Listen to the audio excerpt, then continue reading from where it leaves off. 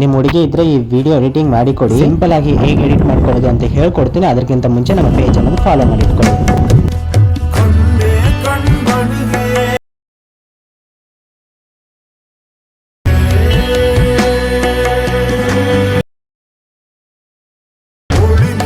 ಯಾವ ರೀತಿಯಲ್ಲಿ ಸಿಂಪಲ್ ಆಗಿ ಹೇಗೆ ಎಡಿಟ್ ಮಾಡ್ಕೊಳ್ಳೋದು ಅಂತ ಹೇಳ್ಕೊಡ್ತೀನಿ. ಅದಕ್ಕಿಂತ ಮುಂಚೆ ನಮ್ಮ ಪೇಜ್ ಅನ್ನೋದು ಫಾಲೋ ಮಾಡಿ ಇಟ್ಕೊಳ್ಳಿ.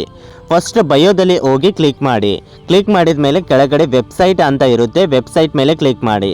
ಈಗ ಡೈರೆಕ್ಟ್ ಆಗಿ ವೆಬ್ಸೈಟ್ಗೆ ಹೋಗ್ತೀರಾ ಅಥವಾ ಗೂಗಲ್ ಅಲ್ಲಿ ಹೋಗಿ ಎಡಿತಾವ್ರಾ ಟ್ಯೂಡಿಯೋ ಅಂತ ಸರ್ಚ್ ಮಾಡಿ. ಸ್ಪೆಲ್ಲಿಂಗ್ ಕರೆಕ್ಟ್ ಆಗಿ ನೋಡ್ಕೊಳ್ಳಿ. ಫಸ್ಟ್ ಬಂದ ಪೇಜ್ ಮೇಲೆ ಕ್ಲಿಕ್.